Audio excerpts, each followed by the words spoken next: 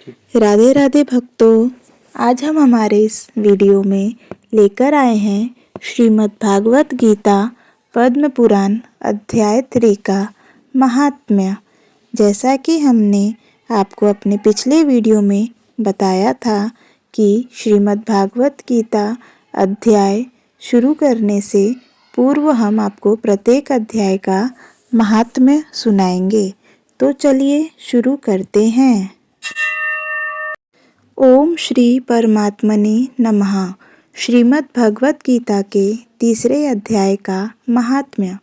श्री भगवान कहते हैं, प्रिय जन स्थान में एक जड़ नामक ब्राह्मण था जो कौशिक वंश में उत्पन्न हुआ था। उसने अपना जातीय धर्म छोड़कर बनिए की वृत्ति में मन लगाया। उसे पराई स्त्रियों के साथ व्यभिचार करने का व्यसन पड़ गया था। वह सदा जुआ खेलता, शराब पीता और शिकार खेलकर जीवों की हिंसा किया करता था। इसी प्रकार उसका समय बीतता था। धन नष्ट हो जाने पर वह व्यापार के लिए बहुत दूर उत्तर दिशा में चला गया। वहां से धन कमाकर घर की ओर लौटा। बहुत दूर तक का रास्ता उसने तय कर लिया था। एक दिन सूर्यास्त हो जाने पर जब दसों दिशाओं में अंधकार फैल गया, तब एक वृक्ष के नीचे उसे लुटेरे ने धर दबाया और शीघ्र ही उसके प्राण ले लिया।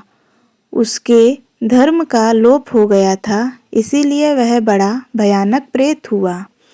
उसका पुत्र बड़ा धर्मात्मा और वेदों का विद्वान था। उसने अब तक पिता के लौट आने की राह देखी। जब वे नहीं आए, तब उनका पता लगाने के लिए वह स्वयं भी घर छोड़कर चल दिया।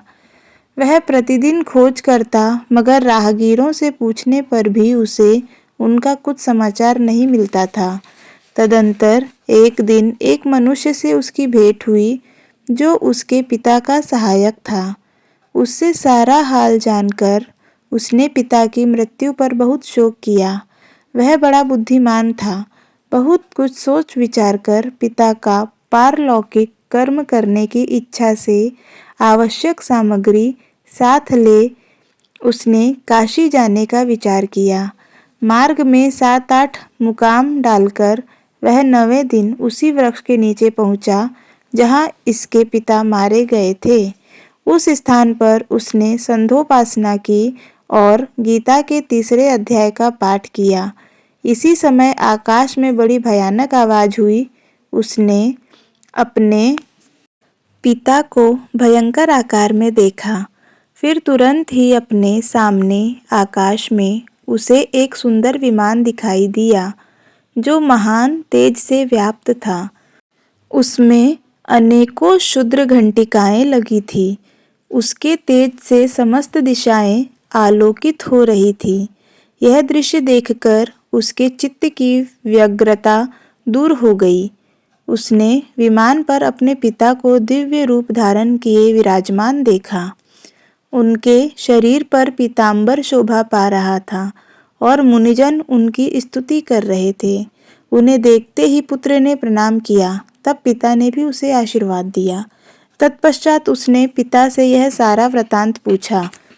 उसके उत्तर में पिता ने सब बातें बताकर इस प्रकार कहना आरंभ किया, बेटा, दैववश मेरे निकट गीता के तृतीय अध्याय का पाठ करके तुमने इस शरीर के द्वारा किए हुए दुस्तज्य कर्म धर्म से मुझे छुड़ा दिया।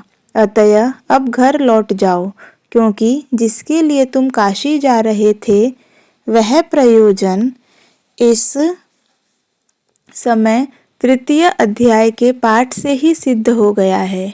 पिता के यूं कहने पर पुत्र ने पूछा, तात, मेरे हित का उपदेश दीजिए तथा और कोई कार्य जो मेरे लिए करने योग्य हो बतलाइए। तब पिता ने उससे कहा, अनघ, तुम्हें यही कार्य फिर करना है। मैंने जो कर्म किया है वही मेरे भाई ने भी किया था। इससे वे घोर नरक में पड़े हैं। उनका भी तुम्हें उद्धार करना चाहिए तथा मेरे कुल के और भी जितने लोग नरक में पड़े हैं उन सबका भी तुम्हारे द्वारा उद्धार हो जाना चाहिए। यही मेरा मनोरथ है। बेटा, जिस साधन के द्वारा तुमने मुझे संकट से छुड़ाया है उसी का अनुष्ठान औरों के लिए भी करना उचित है। उसका अनुष्ठान करके इससे होने वाला पुण्य उन नार की जीवों को संकल्प करके दे दो। इससे वे समस्त पूर्वज मेरी ही तरह यातना से मुक्त हो स्वल्प काल में ही श्री विष्णु के परम पद को प्राप्त हो जाएंगे। पिता का यह संदेश सुनकर पुत्र ने कहा, तात, यदि ऐसी बात है और आपकी भी ऐसी ही रुचि है तो मैं समस्त नार की जीवों का नरक से उद्धार कर दूंगा। यह सुनकर उसके पिता बोले, बेटा, एवं मस्तु, तुम्हारा कल्याण हो। मेरा अत्यंत प्रिय कार्य संपन्न हो गया। इस प्रकार पुत्र को आश्वासन देकर उसके पिता भगवान विष्णु के परम धाम को चले गए। तत्पश्चात वह भी लौटकर जन स्थान में आया और परम सुंदर भगवान श्री कृष्ण के मंदिर में उनके समक्ष बैठकर पिता के आदेशानुसार गीता के 3 अध्याय का पाठ करने लगा। उसने नार की जीवों का उद्धार करने की इच्छा से गीता पाठ जनित सारा पुण्य संकल्प करके दे दिया। इस बीच में भगवान विष्णु के दूत यातना भोगने वाले नार की जीवों को छुड़ाने के लिए यमराज के पास गए। यमराज ने नाना प्रकार के सत्कारों से उनका पूजन किया और कुशल पूछी। वे बोले, धर्मराज, हम लोगों के लिए सब और आनंद ही आनंद है। इस प्रकार सत्कार करके पितृलोक के सम्राट परम बुद्धिमान यम ने विष्णु दूतों से यमलोक में आने का कारण पूछा। तब विष्णु दूतों ने कहा, यमराज, शेष शैया पर शयन करने वाले भगवान विष्णु ने हम लोगों को आपके पास कुछ संदेश देने के लिए भेजा है। भगवान हम लोगों के मुख से आपकी कुशल पूछते हैं और यह आज्ञा देते हैं कि आप नरक में पड़े हुए समस्त प्राणियों को छोड़ दें। अमित तेजस्वी भगवान विष्णु का यह आदेश सुनकर यम ने मस्तक झुकाकर उसे स्वीकार किया और मन ही मन कुछ सोचा।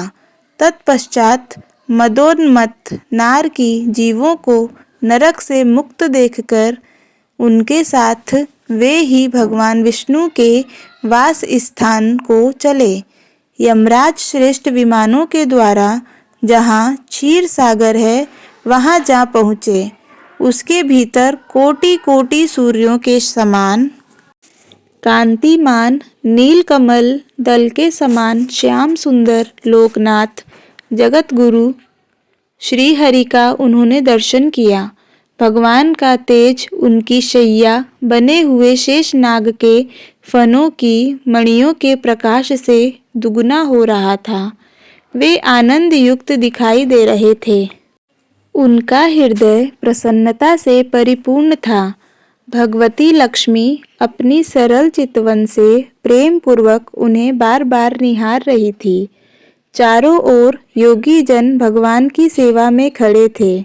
उन योगी राज की आंखों के तारे ध्यानस्थ होने के कारण निश्चल प्रतीत होते थे। देवराज इंद्र अपने विरोधियों को परास्त करने के उद्देश्य से भगवान की स्तुति कर रहे थे। ब्रह्मा जी के मुख से निकले हुए वेदांत वाक्य मूर्तिमान होकर भगवान के गुणों का गान कर रहे थे। भगवान पूर्णतः संतुष्ट होने के साथ ही समस्त योनियों की ओर से उदासीन प्रतीत होते थे। जीवों में से उन्होंने योग साधना के द्वारा अधिक पुण्य संचय किया था। उन सबको एक ही साथ वे कृपा दृष्टि से निहार रहे थे।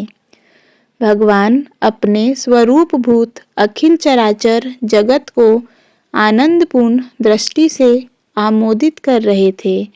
शेष नाग की प्रभा से उद्दासित एवं सर्वत्र व्यापक दिव्य विग्रह धारण किए नील कमल के सदृश श्याम वर्ण वाले श्रीहरि ऐसे जान पड़ते थे मानो चांदनी से घिरा हुआ आकाश सुशोभित हो रहा हो।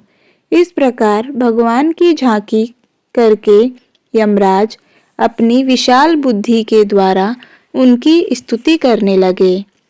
यमराज बोले, संपूर्ण जगत का निर्माण करने वाले परमेश्वर, आपका अंतःकरण अत्यंत निर्मल है। आपके मुख से ही वेदों का प्रादुर्भाव हुआ है। आप ही विश्वास स्वरूप और इसके विधायक ब्रह्मा हैं। आपको नमस्कार है। अपने बल और वेग के कारण जो अत्यंत दुर्धर्ष प्रतीत होते हैं, ऐसे दानवेंद्रों का अभिमान चूर्ण करने वाले भगवान विष्णु को नमस्कार है। पालन के समय सत्वमय शरीर धारण करने वाले विश्व के आधारभूत सर्वव्यापी श्री हरि को नमस्कार है। समस्त देहधारियों की पातक राशि को दूर करने वाले परमात्मा को प्रणाम है। जिनके ललाटवर्ती नेत्र के तनिक सा खुलने पर भी आग की लपटें निकलने लगती हैं, उन रुद्र रूपधारी आप परमेश्वर को नमस्कार है। आप संपूर्ण विश्व के गुरु, आत्मा और महेश्वर हैं। अतः समस्त वैष्णव जनों को संकट से मुक्त करके उन पर अनुग्रह करते हैं। आप माया से विस्तार को प्राप्त हुए अखिल विश्व में व्याप्त होकर भी कभी माया अथवा उससे उत्पन्न होने वाले गुणों से मोहित नहीं होते। माया तथा माया जनित गुणों के बीच में स्थित होने पर भी आप पर उनमें से किसी का प्रभाव नहीं पड़ता। आपकी महिमा का अंत नहीं है, क्योंकि आप असीम हैं। फिर आप वाणी के विषय कैसे हो सकते हैं? अतः मेरा मौन रहना ही उचित है। इस प्रकार स्तुति करके यमराज ने हाथ जोड़कर कहा, जगत गुरु, आपके आदेश से इन जीवों को गुणरहित होने पर भी मैंने छोड़ दिया है। अब मेरे योग्य और जो कार्य हों उसे बताइए। उनके यूं कहने पर भगवान मधुसूदन मेघ के समान गंभीर वाणी द्वारा मानो अमृत रस से सींचते हुए बोले, धर्मराज, तुम सबके प्रति समान भाव रखते हुए लोकों का पाप से उद्धार कर रहे हो। तुम पर देहधारियों का भार रखकर मैं निश्चिंत हूँ। अतः तुम अपना काम करो और अपने लोक को लौट जाओ। यूं कहकर भगवान अंतर्ध्यान हो गए। यमराज भी अपनी पुरी को लौट आए। तब वह ब्राह्मण अपनी जाति के और समस्त नारकी जीवों का नरक से उद्धार करके स्वयं भी श्रेष्ठ विमान द्वारा श्री विष्णु धाम को चला गया। तो बोलिए वृंदावन बिहारी लाल की जय हो। श्रीमद् भागवत गीता की जय हो। राधे राधे भक्तों।